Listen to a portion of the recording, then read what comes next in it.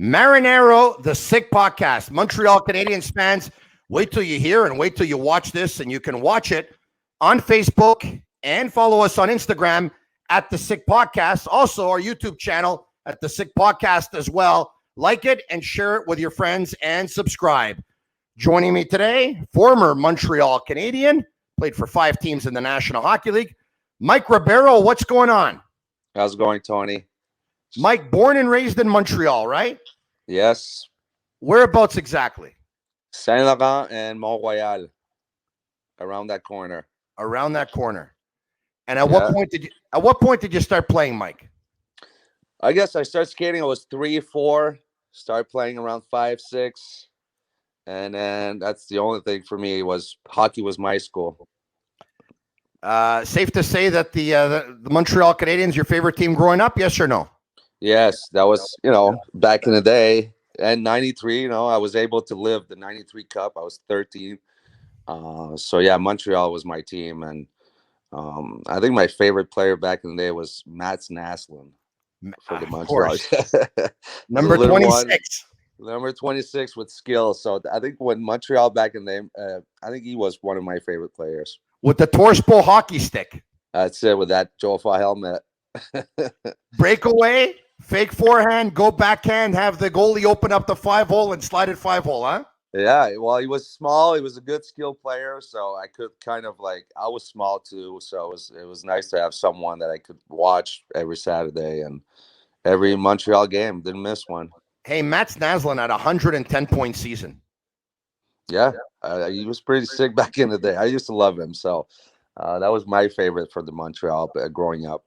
Did you ever meet him, Mike, at any point? No, he was more by the time I got drafted, he was gone a long time ago. So he was more the 80s.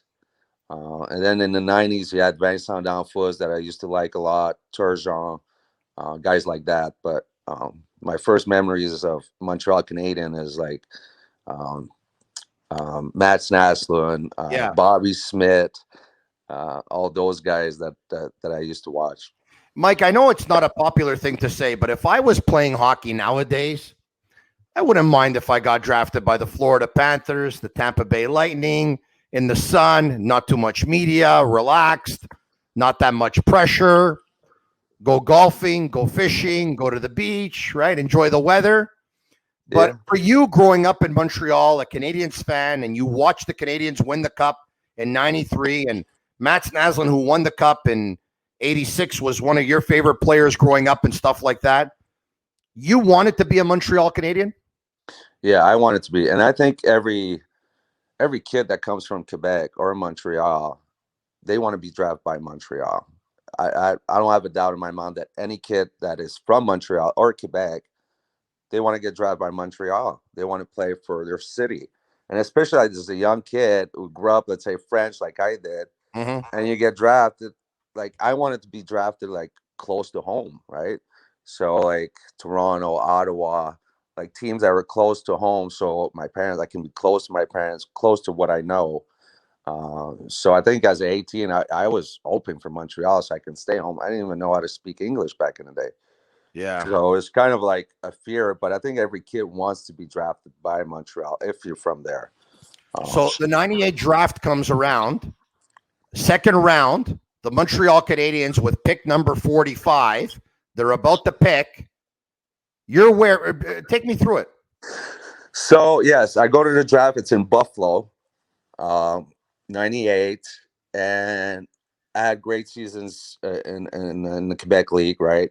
Yeah. So in my mind, my agent said second round. But as I'm watching the first round, I'm like, how is that possible, right?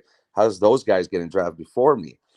But my repetition already started junior, right? I like to go out and teams weren't sure about me. So come second round, Ottawa's drafting 44. So in my mind, I'm like, okay, Ottawa close to home. They know me, right? I played junior. I might have a chance to go to Ottawa, right? Or Montreal's right after. So they picked Fisher 44. And then I was like, okay, Montreal. I was hoping, right? My hands were crossed. I was like, I'm hoping that Montreal is going to pick me, right? And they did. So once they did, it was like I was in. I remember being in Buffalo. I got drafted, and the same as soon as I got drafted, me and one of my buddies that got drafted by LA back in the day, we drove back to Montreal Okay. because in Buffalo you cannot go out. It's 20. You have to be 21. Yeah. Yeah. So we got drafted in Buffalo. It's a pretty bad city to do anything. So we just drove back to Montreal and went to party all night with our jerseys on. We had our draft jerseys on when we went out. So that Where was did you my. go? Do you remember which club you went to? It was called Groove. It was more on the east side of Groove Society or something like that. Is that right? Yeah, back in '98. But yeah, everyone was like Montreal, right? And I grew up there, so it was kind of amazing to be able to be drafted by Montreal. So in 99, 2000, you actually get the call by the you start the season in Montreal in 99, 2000, right? Exactly. But I think a lot of pressure was put on the team from the media. So at 18, I was too small. I was like 5'10", 145, 150. But then I went back junior. I had a great season. I got a lot of confidence. So at 19, I had a great training camp, right? Mm-hmm. I think I finished on the top scores of the team. So the media was putting pressure to keep me, to sign me. And it worked. They signed me for my contract. I played 19 games. But back in the day, if you played fourth line, you played 4 minutes. And out of those 4 minutes, you got two fights because you were playing with. I was playing. My first line was Gino Ojic and Tim Cummins. So those are two fighters. So when I started at 19, I was playing 4 minutes a game. So halfway through the year, they sent me back junior. It was better for me to go play a lot of ice time than not play or play in the fourth line and kind of waste my year. But by then, I made a little bit of money because I was in Montreal Mm-hmm. for half of the year. So when I went back junior with money, I went out all the time, right? And then Yeah. when the summer came in Montreal, I went out in Montreal all summer. So when I got to camp at 20 years old, I was out of shape. I was not ready. So I went 1 year in the American League. And Wow. that's where I played in Quebec for a year. All right. So then, you have some good moments with the Montreal Canadiens. By the time, 2005, 2006 rolls around, Mike Ribeiro has played 79 games. He's got 16 goals. He's got 35 assists. He's got 51 points. And that was your season. The following season, to start the '06 season, it was actually a preseason game. And I remember it, Mike, because I was driving to the game and I had just pulled into the parking lot. And I heard on the radio that Mike Ribeiro was traded to the Dallas Stars. I'm sure you remember that night. Take me through it. Were you in warm up yet, or was it you were about to go in warm up? I was about to go and warm up. So, yeah, what happened at 23 years old, I finished top scorer of the Montreal Canadiens. Okay, I finished the first one. But at 24, we got the lockout. Yeah. After the lockout, they changed all the rules, right? You can't grab anymore, can't touch, can't do anything, right? I Mm-hmm. was not a fast skater, so I had to adjust to the speed of the game, right? So in 05, '06, I had 51 point or something like that Yeah. because the game changed, right? Yeah. You couldn't hold anymore. You couldn't do anything. So I had to adjust. And then '06, I'm actually half dressed, stretching outside the room, right, before the game. Yeah. And I think it was not not Jervis, but one of the trainers came up and told me, "Hey, Bob wants to see you in the office." It was preseason, right? I was like, "Okay, what's going on?" Right? Yeah. Because that What what summer, what did I do now? actually, that summer, maybe like halfway through the summer, Bob calls me, said, "Mike, let's have a meeting." Right? There's a lot of rumors going out there that you're going to get traded. And he's like, "You know what? Don't worry about it. Just focus on your game. We're not going to trade you." Right. So when I start the season, I'm like, okay, they're not going to trade me. I'm just going to have a good season and force them to sign me. And then I'm stretching. They call me in. Bob, I get in the office. Bob goes, "You trade to Dallas. Good luck." And That's I'm it. like, "That's it. That's the only like the three, 4 words. You've been traded to Dallas. Good luck, Mike." and that's it. That was it. I turned around, and then I guess the media guys came up and set me up to go to Dallas, right? But Yeah. then I'm from Montreal. I had never moved, right? And they're like, Dallas. I'm like, where's Dallas? Like, oh, do Wow. I need a freaking horse when I get there? Is it Cowboys? Like, I didn't know. I had no idea, right? But then when I got here, it was like you said it before, like there's no media, there's no pressure. When I played in Dallas, we had the Mavericks that win the championship. You got the Yeah. Cowboys. You got the Cowboys before anything else, and then you had baseball, and then you have hockey. So after games, you had one camera, you had one journalist in the room, Yeah. and in the newspaper, you had the last right corner of the last page talking about hockey. Yeah. So the pressure was different, right? It was a different. I was Yeah. older too, so it was kind of different. Different So, Mike, mindset. you're probably not going to remember this, but I do. You were quoted back then as basically blaming the media for your exit. That was one thing. Then you gave some advice and you said to the media, leave the kid Latendresse alone. You also said that, the media were hard on the kids from Quebec. You remember who you told that to? Was that you? I want to show you something. I don't know if you can see this here. Okay. Yeah. Here we go. Okay, here's a piece in the Journal de Montréal. Okay. Yeah. And here's another one from you. All right. So you have your awards and all the accolades and stuff like that, and us in the media. This is what we have, right? I have a few articles in a binder. All right. But so I hear that you get traded, and at that point, everyone's looking for you, right?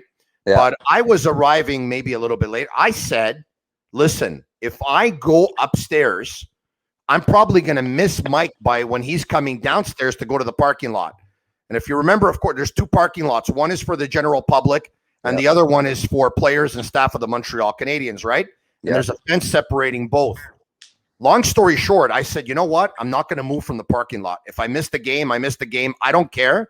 Ribeiro has to leave the building. I'm going to stick around here. So I see you in the garage, and I call you over, and you're right there. And I think the door or the fence was open. Anyway, I make my way to the other side, and I caught you hot at that time. And I want to read. I was quoted here. Okay. Yeah. Mon camarade Tony Marinaro l'a intercepté dans le stationnement à sa sortie du Centre Bell. C'est de votre faute si j'ai mauvaise réputation. En faisant allusion aux médias en général, vous essayez toujours de trouver des histoires qui brassent de la merde. Vous insistez pour que des Québécois viennent jouer avec le Canadien et quand ils sont là, vous les malmenez. So, basically, translation, Bertrand Raymond, the Journal de Montréal, back in October the 3rd of 2006, wrote that me, Tony Marinaro, I intercepted you in the parking lot, in the garage of the Bell Center, which was then it was the Bell Center. And you said, quote, it's your fault, the media, if I have this kind of reputation. You always try and find stories and stir up stuff. You insist that players from Quebec play for the Montreal Canadiens.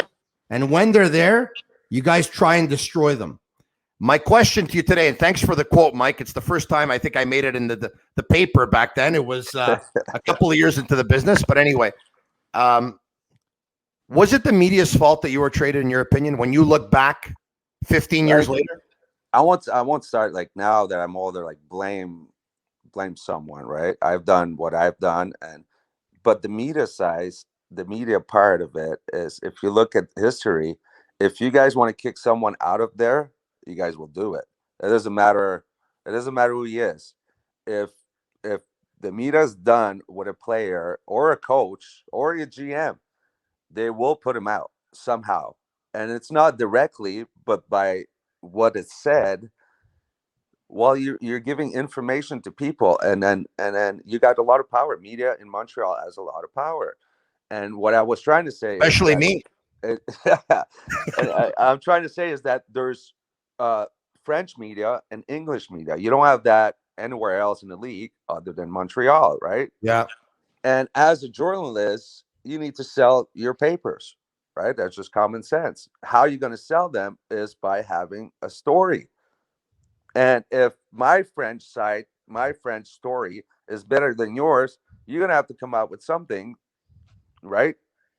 So I'm not accusing them. I'm just saying a lot of kids, French kids or kids from Montreal that come play, Mm-hmm. well, the leash is shorter.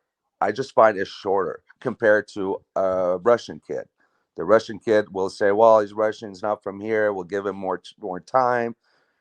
But if you're a player, a top player in Montreal, and you're French, you better produce, right? You better do something. Mike, but on the flip side, you don't think that it also works the opposite way at times, that kids from here, the media is more patient with them and they're given a longer leash? You don't find that? It can go both sides. Look at me. Like when I signed my first year, the media was pushing for me, Of right? course. Correct. It kind of goes both ways. Yeah. But a lot of times in Montreal, the players compared to and anywhere about how much he makes. Yeah. And once he makes too much in Montreal for people's liking about what he gives back, then you got confliction. But because Montreal is a bigger market, players get paid more. It's just a bigger, like you get paid more not because you're better, you get paid more because of the market you're in, Yeah. right? Because like PK, okay, PK is a great player, but 10 a year, I don't know. If he would have played in Jersey all his career, he might have not have 10 million a year. You know what I mean? Yeah. So I'm not saying, I'm just wanting like the media to support a little bit more the team or the only thing we have in Montreal. With Mike Ribeiro, it's the Sick Podcast, and it's brought to you by MyBookie. Use code SickPicks for a 50% deposit bonus. Bet, win, get paid. I'm Marinero. Mike, I look back at that trade, right, for Yanni Nienema, and clearly you went on to do pretty good things in Dallas, and Dallas won that deal. But I have to ask you, though, because now you said you're ready and able to say the real things. You were 26 years old, 25 or 26. You were in the prime of your career. The year before, the couple of years before, you were the number one point getter on the team. The year before, like you mentioned, there was an adjustment. The rules changed. You were the fourth leading point getter on the team. I believe it was Kovalev, Koivu, Ryder, and then Ribeiro. They traded you away for almost nothing. Mhm. Mike, why did they trade you? That's a good question. And that's why, like, I'm still trying, like, I never talked to Bob since, right? I don't know really the bottom line. The only speculation I have is that I was going out, right? Or I was different a little bit than most players because I like to talk back. I like to say what I think to the media after a game. Or so I'm not sure. The only thing I'm thinking is my repetition of going out too much or not being focused enough on my body and but the only thing I can think is that they wanted to get rid of me or kick me Yeah. out of Montreal, and they did by sending me as far as possible. And I didn't come back to Montreal. It had to be like 3 years. Dallas didn't come here. I think it was 3 years after we came to Okay. Montreal. Yeah. So once again, it's probably a question to ask Bob. Weren't you a star in the game when you came back to Montreal? Yes, I was number one star. Yeah, I See always there. had good games against Montreal after I got traded from there. Mike, did you get in trouble when you were a Montreal Canadian? Did you get in trouble? I never had a meeting about something I did or like what I was doing outside the ring. They never brought me in and say, "Hey, Mike, you've done this, and because of that, you're gonna have to get traded." Nothing like that. Like they never told me that. They brought me in the summer before I got traded, telling me that the media is saying a lot of things that you're gonna get traded. Don't worry about it. So I was like, okay, I'm not gonna worry. I'm just gonna focus on hockey. And then they traded me, but they didn't give me an explanation why they traded me, right? All right. So you stay in Dallas for 6 years. You have some great years there. Then you go to the Washington Capitals. From there to the Phoenix Coyotes, and finished off your NHL career with 3 years with the Nashville Predators. Mike, as we fast forward later on in your career, you had problems with substance abuse. What were you doing? What were you taking? So So until then, until like 27, I was Yeah. only on a 1 year contract, Okay. right? So 1 year contract, I still have to prove myself this year to be able to have another contract, right? The year that I signed a 5 years, 25. I think it did change me a little bit, and it didn't just change me; it did change people around me too, right? Because now I'm making a lot more money, and I'm a star. I'm a number one center. I'm like, so you get entitlement, right? Mm-hmm. There's a lot of things you do that you don't get, you don't get slapped for. Or I remember even like uh the speeding tickets back in the day. If you had a speeding tickets, you Mm-hmm. give that to the cop of the team and they clear it out. You don't pay your tickets, right? Your speeding tickets. So you become entitled to things that you shouldn't. And the money did change me a little bit because now that I understood that it's a guaranteed contract, they have no. It doesn't matter what I do; they still gonna have to pay me. So I became more carefree. I didn't really care. I always smoked weed all my career, right? Or I used to smoke cigarettes too. So that's one regret. It was not taking care of my body, but Mm-hmm. I think money did change me a little bit. Mike, And when did you start smoking weed? fuck, I was probably like 18, 17, 18. Okay. And then cigarettes around the same time, probably. Obviously before that, I used to have one here and there. And then I used to, like 18, 19, 20, I started smoking more and more. How many when you were playing in the National Hockey League? It How was much close. It was, how much weed would you smoke? so I used to smoke, let's say, close to a pack of cigarette a day. Okay. And I used to smoke weed after every game. Okay. Used to get home, smoke weed, watch the game, right? And then the day before the game, I'll You hold probably on a like second. You would watch what game after? I would watch my game. So So you'd play, you'd so smoke I weed. so I play my game, go home, smoke weed, sit down, watch my game. Wow. Right. So a lot of my shootout moves came watching that game, those games, and just being in my backyard and just thinking about things to do, and then go back and practice and try it and it worked. And then I used to smoke the day before the game. Used to be more like in the afternoon. I used to smoke and then just relax for the rest of the day. But you admitted to me that when you were drafted, you went in the second round because you had a reputation with partying, and then you actually drove back to Montreal from the draft in Buffalo to party that night. You partied throughout your entire career. Partying goes with drinking too. Where Yes. you drank a lot. So I don't drink at home, right? Okay. I never drink at home. Like I don't have beers in my fridge. I don't have wine in here. Like I don't drink at home. But when I go out, I'm gonna drink, right? What do you drink? A little bit too much What do you sometimes, right? drink? Usually vodka. Okay. Back in Montreal was a little bit harder. I guess I was younger. It was easier to You're drink and recruit. you're Portuguese, so vodka sumol pineapple soda or No, uh, how you call it if I can? Oh, sorry. yeah. Um, I forgot about the name of it now. Might have drank too much of it. Um, Vodka cranberry. oh, Grey Goose. I go Grey Goose. That Oh, was a my Grey Goose. drink. Oh, just straight. You don't mix it with Or anything. like water, depends, tonic or whatever. That's what I Okay. used to do. But I think money did change me a little bit. Changed people around me. They saw me different. They made more friends that I don't know their names or don't you just people just pop out from Yeah. because you're making more money, right? But it did change me. It got me thinking that I was entitled of things that I'm not, right? And Mike, when you were making that money, 5 years, 25 million, you said you started to hang out with different people. When you start to hang out with different people, you start going out. Usually those different people are probably high rollers. How much money were you spending? well, I was lucky to have my children, right? So I did buy myself stuff that I like, but always in the back of my mind, the money I was making was for my children. So I was, the first thing I told my advisor back when I started in Montreal was, look, Mhm. I want to live the same way when I retire. So we need a plan here that when I retire, I want to live the same way. I don't want to go back to have to like stress or go work or do something. Yeah.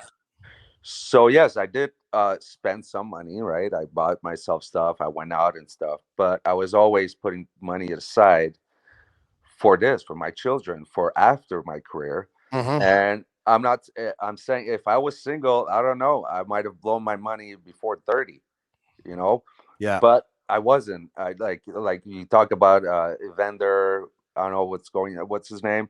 He's in San Jose. Kane. Kane, he's been single all his life, no children, nothing. Even the temptation will be higher because Yeah. you have Yeah. no responsibilities. Yeah. So a lot of times, yes, I went out and yes, I did stuff, but I still had a family and kids. So it's not like I was going out Monday through Monday, right? So, it's just that when I went out, I went hard. Mike, back in the day with the Canadians, you and Saku Koivu, it wasn't the best of friends. You've gone on record as saying that, you know, Saku wasn't always in a good mood when he wouldn't produce. He would be in a great mood when he produces. I kind of understand that. It sounds normal to me. But, there was a dust up at one time, you two, in practice. And when you look back now, why do you think you guys weren't on the same page? Well, so it's the same for me when I was number one center. There's kids, there's guys coming and trying to steal your job. Yeah. Yeah. You're still like it's your teammate, but at the same time it's your coworker, right? It's a job, right? Yeah. So I'm trying to become a number one center, and you're the number one center. So obviously, right there, there's a little friction because I'm there to take your spot, right? Yeah. So if I was just a fourth line guy, that didn't really matter. That other guys came through that were fourth line that didn't have a problem with Saku Mm-hmm. because you're not there to take his job. You're just part of the team. Yeah. But if I'm there to take your job, well, there's pressure on him to produce because if he does, then this kid will steal my job, right? Mm-hmm. So that was the feeling I had, was like that he was not liking me because I was there to steal his job, right? Is it also, and that's understandable if it happened. Is it also possible that he knew the way you were and the going out and what you were doing, and he wanted to try and break you for the good of the team? It could, but it's not like he wasn't going out. You know what I mean? Like, and Yeah. that's when when you become older and understand that still your co-workers. Mm-hmm. So if a guy wants to steal my job, well, if I do something, he might go tell the coach, right? Yeah. You know what I mean? It's still a business. It's still a job, Yeah. and that's why, like, yes, it's a family. You work for one goal, and it's the same goal, and Yeah. that's why back in the day, it didn't really matter what you did outside the ring. It was Mm-hmm. more when you step on the ice, you better produce for the team. You better make us win. That was the mentality of most teams where, Yeah. okay, we don't care much what he does outside the ring if he shows up at the ring and make us win, right? Yeah. So that was the both sides too for I me. It got was it. like I was going out but still producing, right? Yeah. So it's kind of like a sword with two sides, like, right? I got double-edged sword. He's Mike Ribeiro. I'm Tony Marinaro. It's a sick podcast. Go to sportbuffshop.com for all of your officially licensed sports apparel and more. Use code SICKHoodies15 for 15% off on all hoodies for your favorite sports teams. Mike's a hoodie guy, so am I, and you can get them for your favorite sports teams there. Mike, how prevalent was alcohol and drugs in the National Hockey League when you played? Well, that goes when I started. Like when I started, we used to get to hotel rooms and the beers were there. It was like that. What's what we drink after games? There's a beer after the game, and guys will go to the room and drink. Flying, a lot of flying in the planes. You're drinking a glass of wine. You're drinking a beer flying, Mm-hmm. and I think they stopped that a lot on your way home nowadays. You're not allowed to drink because Mm-hmm. you got to drive after to get home. Mm-hmm. But if you go from city to city and not coming back home, well, then guys get in a plane and you drink, right? Like Yeah. you play cards and you drink wine, and you go to dinner, you'll have a bottle of wine, or after games you'll go out and you'll drink, and yes, it's part of society. It's not just Yeah. part of hockey; it's just part of society. Even like look in Montreal, you guys closed everything. What did you keep open? Yeah. SRQ, and the other one. Yeah. Yeah. Yeah. So it's I hear part of you. it's part of society, right? Uh, Mike, you had, I want to get to Dallas. You had some good years in Dallas where you picked up 59 points, 83 points, 78 points, 53 points, 71 points, 63 points. Talk to me about how much you appreciated Dallas. How much did you like it, Mike? I loved Dallas, and one of the reasons I loved it is Yeah. because they believed in me. So and they're like they believe Tippett believed in me that I could be a number one and that I can help. And he played me like a number one center. But I felt it as a player that they trust me. They believe in me.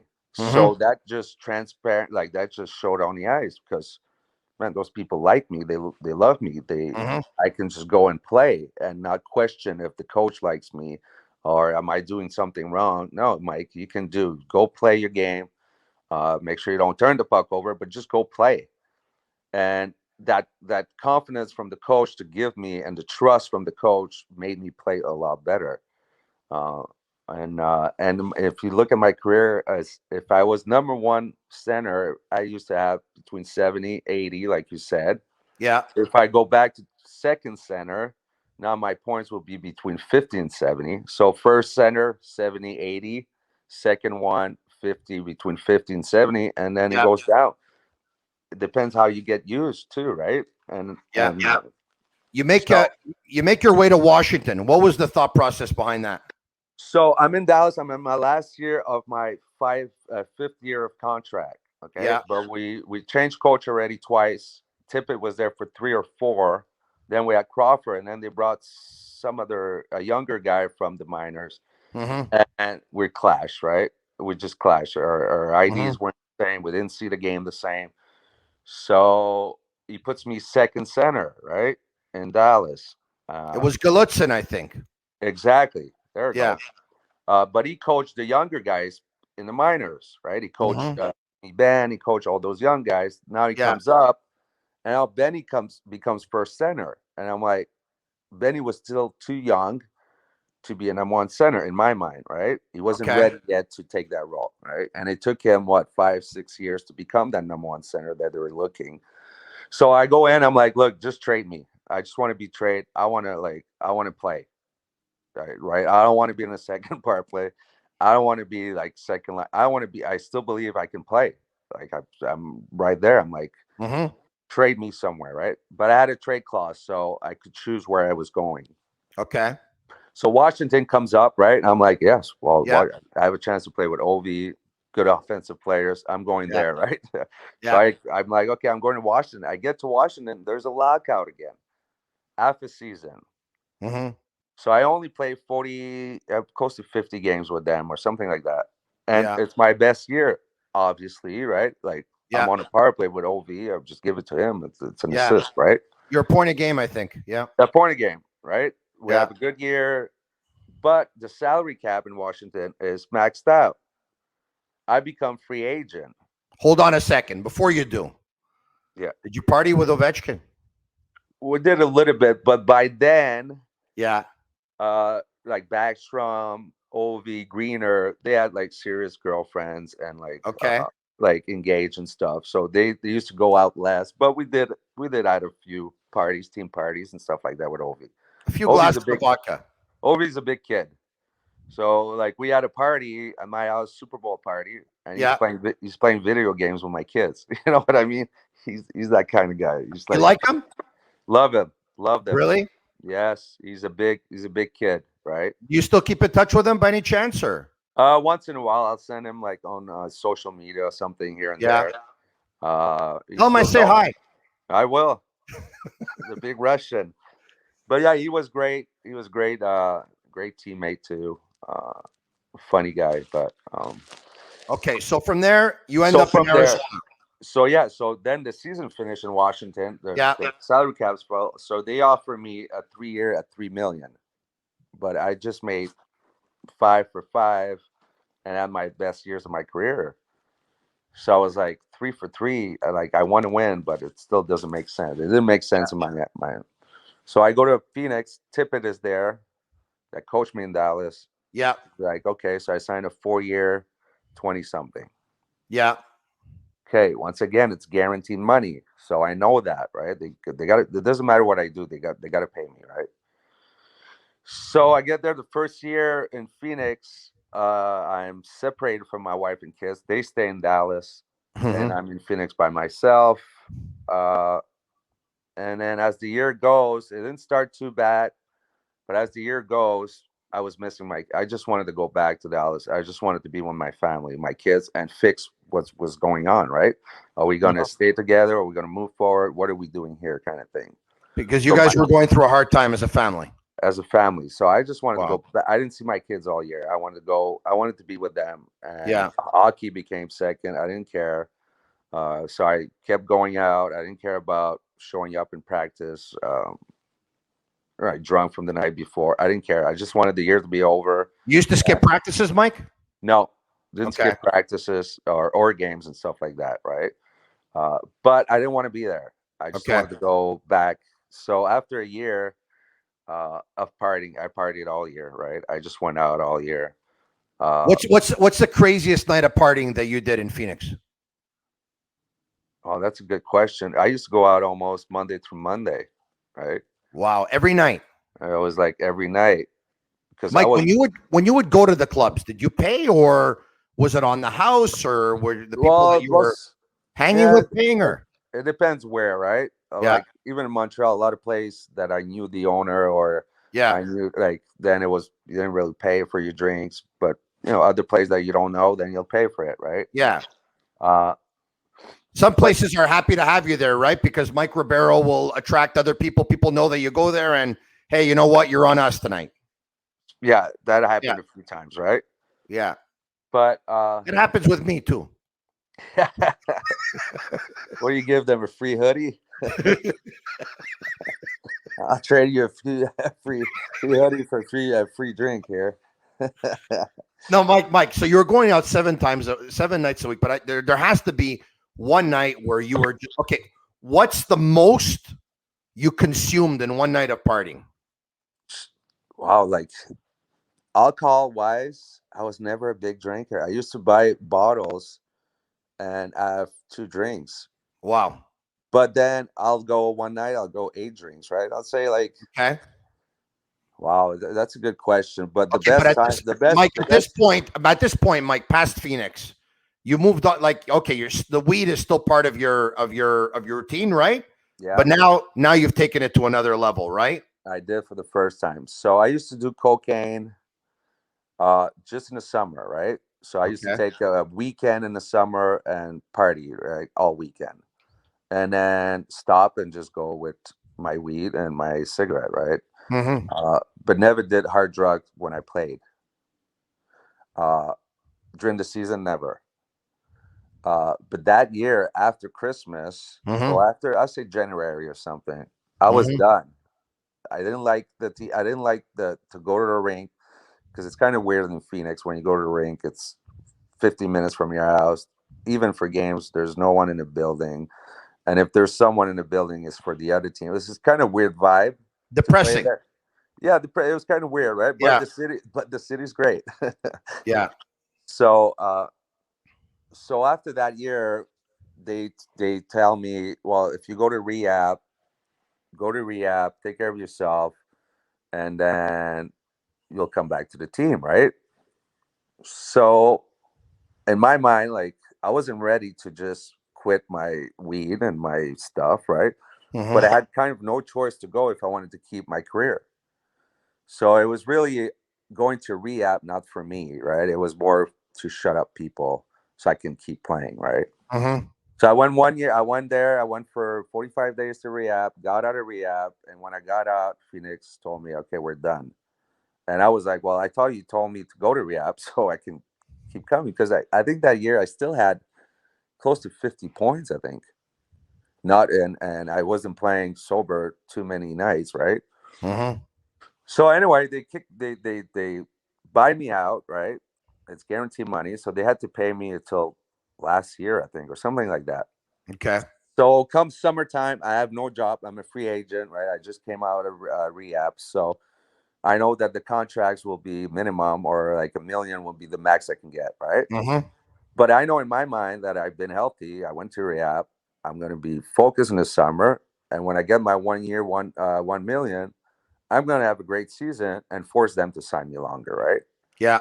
That was always in my mind. Like if I focus and Yeah. I'm playing, I'm going to produce. If I work hard, I'm going to produce. That's just the way it is. Mm-hmm. And that's why I did. But the way I got picked up by Nashville, actually, Alain Vigneault called me after rehab, Yeah. and he was in New York, right? Yeah. That's what the year they went to the finals. Yeah. So he calls me. He's like, Mike, do you want to come here, right? But then I talked to Alain. I'm like, Alain, I just came out of rehab, and now you asking me to go to New York. It's like it's going to be tough. It's going to be a tough one for me to go from rehab to the biggest city, the biggest, Wow. one of my You favorite cities. you were honest with him. I couldn't. I was like, Yeah. I can. Like, I'm trying to get back with my family, do the right thing. If I go to New York, there's no way I'm going to do the right thing. I knew in my mind, right? Why didn't your family follow, Mike? Like when they were in Dallas, they just loved Dallas so much, or the kids had their friends there, or what happened? No, they did follow. The problem is like my mistakes made them come. Like, so they came with me to Washington, Okay. but obviously I wasn't faithful there. So when we moved to Phoenix, well, she knew something was going, so she decided to go from Washington to Dallas instead Okay. because the marriage wasn't going, and the kids I grew hear up you. in Dallas. They went to school. Everything was like all their friends are here, right? I hear you. So, so whatever I go to, but the way I got my wife at the time figures out that Fisher gets hurt in Nashville. Yeah. But Don Meehan and Dave Paul are not friends. So they me and that doesn't call him, don't even think about it, right? We're just talking with Rangers. Okay. So I called Donnie. I'm like, Donnie, Mike Fisher just got hurt in Nashville. Yeah. They need a center. Call them, talk to them, right? So he was able to talk. We flew to Nashville, Laviolette and Paul. We met them with my wife Yeah. and decided to sign me for 1 year. Okay. And then I had a great year with Phil Forsberg. Yeah. We had a great year, and then they signed me for 2 more years at 3.5, I think, or something like that. Wow. And then by the end of my career, I lost the passion. I wasn't passionate about hockey anymore. Wow. Like every morning I got up was like, oh, I have to go to work. Like once it became work and not my love of hockey, and It was over. it was over in my mind. Like I had every morning, I was like, I have to go to practice. Mike, did you have to go to rehab again after that near the end? You went back, did you not? Or I did not after my career, yeah.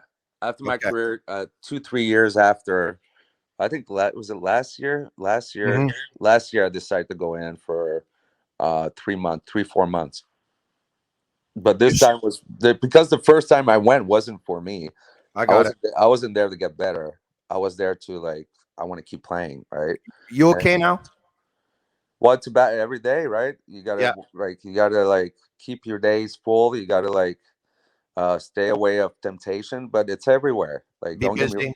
it's everywhere. It's like people talk about drinking the NHL. Yeah, okay, but every commercial between shifts or every commercial during the game is about what? Yeah. It's about Budweiser. It's about alcohol, right? Yeah. It's just part of the society. So, but the problem is that when you're young, it's kind of infused into your mind that if you're a hockey player, you're a rock star, and if you're a rock star, you want to be you want to be a sport guy, right? Yeah. So the thinking is that okay, when I get drafted, I'm gonna get a lot of money, a lot of girls, I'm gonna go out, and it's the mentality, and I think it's less and less with kids nowadays, Yeah. because of social media, or like you can't really go out without no one really know it, or the word doesn't go out, right? If back in the day, like I Yeah. used to go out, let's say in 98, 97, well, no one had an iPhone to take a picture of me in the bar.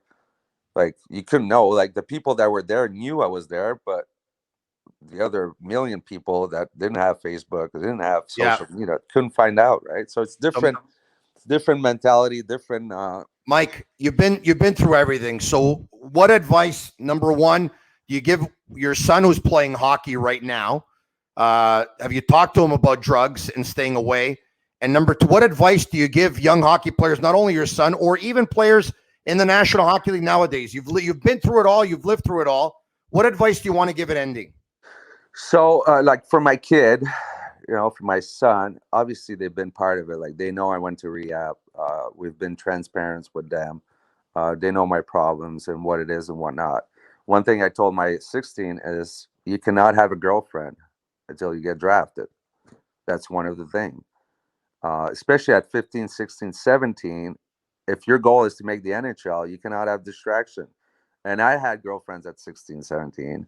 And, they'll call you right before the game and say something that turns you off or that makes you not be in the game anymore. So that's one thing I told them is take care of your body. You know what I mean? Your body is your vessel if you want to be an NHL player. I didn't. And that's the biggest regret is not focusing on me, my body, what it needs for me to perform at the max, eat well. So like he doesn't drink pop right now, like eat well, sleep well. And you got to, like, if you want to become a hockey player, you got to sleep, dream, breakfast, everything has to be about hockey. And like nowadays, kids don't, like, I used to sit down and watch the Canadians play. Nowadays, kids don't do that. There's not a kid that's going to sit beside you and watch a full game.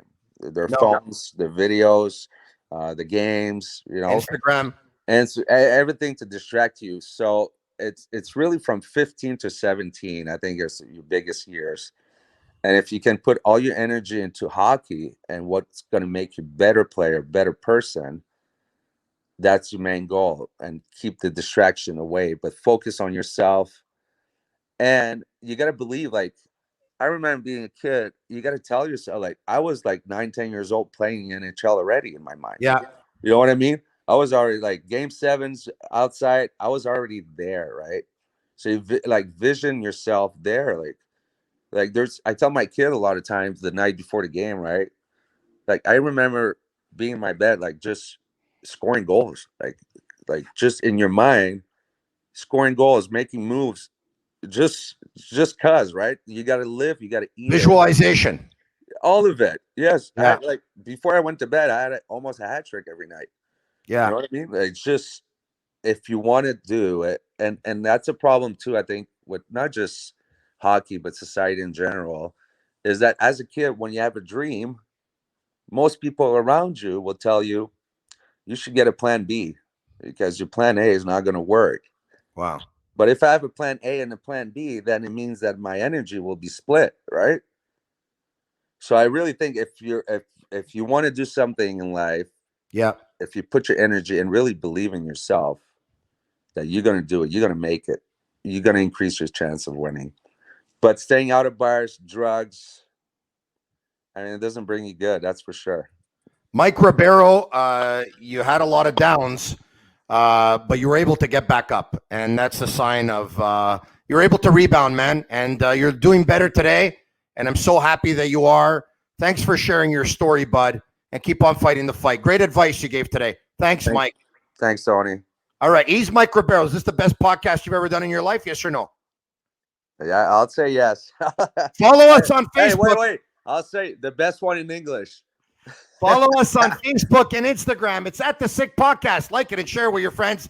Mike Ribeiro, you be well and you be safe. Thank you. Thank you, guys.